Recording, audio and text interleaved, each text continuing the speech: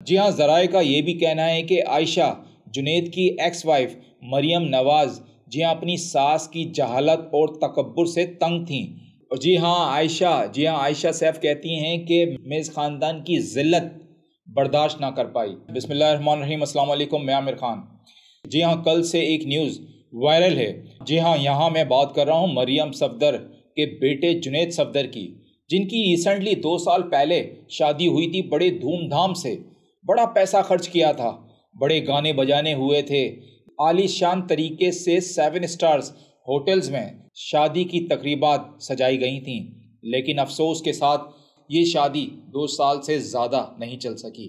इसकी वजह क्या है नाजरीन के जुनैद सफदर ने आयशा सैफ को तलाक दी।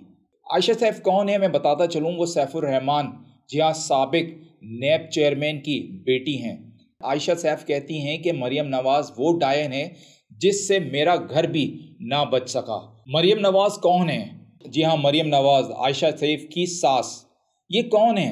जी हाँ, ये करप्ट सियासतदान नवाज शरीफ की बेटी हैं, जो अपने बाप के हराम के पैसों पर अकड़ती हैं। इनके पास ना काबिलियत है और ना अकल, लेकिन वो पाकिस्तान के इक़्तिदार आला संभालने का ख्वाब देख रही हैं।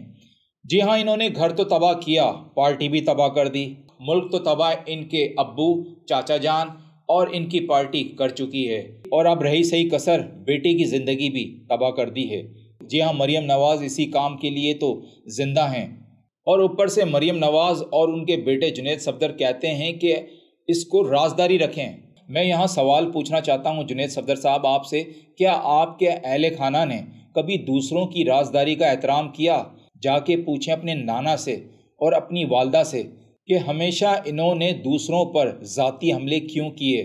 कारमा तो है, असली कारमा तो यही है।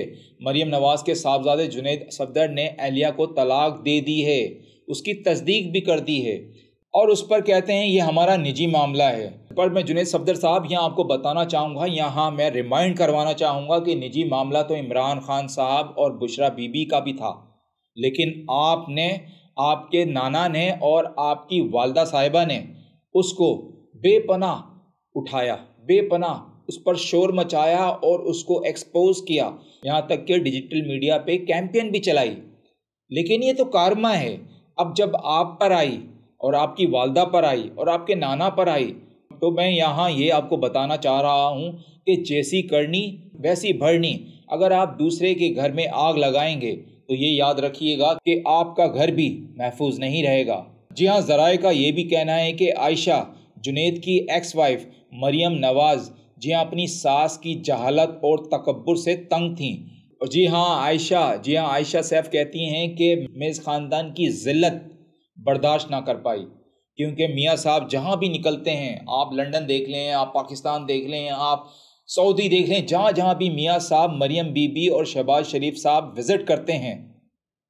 अभी रिसेंटली आपने शहबाज शरीफ साहब का देखा होगा क्या हुआ उनके साथ। मियाँ साहब के बैनर्स, पम्फलेट, बिलबोर्ड तक उन पर जूते पहनाए गए, उन पर कालच मल दी गई। तो जाहिर सी बात है नाजरीन, इसका कहीं ना कहीं तो इफेक्ट होना है। जी हाँ, उस पर तजिया निगार शाहीन साहब फरमाते हैं इसका सियासी मतलब है। अब कतर नवाज शरीफ की सियासी पनागाह नहीं रहेगा, और शायद कतरी ख़त की असलियत भी जल्द खुल जाए।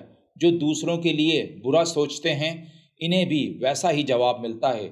ये कुदरत का कानून है। आपने सारी ज़िंदगी पाकिस्तानी अवाम को बेवकूफ़ बनाया, पाकिस्तानी अवाम का टैक्स का पैसा लेकर इस मुल्क से फ़रार हो गए। आपने वहाँ पर अपने कारोबार चमकाए, वहाँ पर अपने घर लिए, वहाँ पर जायदादें बनाई, और पाकिस्तान में आकर सिर्फ़ और सिर्फ अपनी करप्शंस माफ़ कराएं। आपने इमरान खान के साथ क्या किया? आपने जो भी उसके साथ किया, लेकिन आप जो पर्सनल लाइफ है इंसान की, अपनी जो पर्सनल लाइफ होती है, बुशरा बीबी के हवाले से मैं बात कर रहा हूँ, आपने उन तक को नहीं छोड़ा।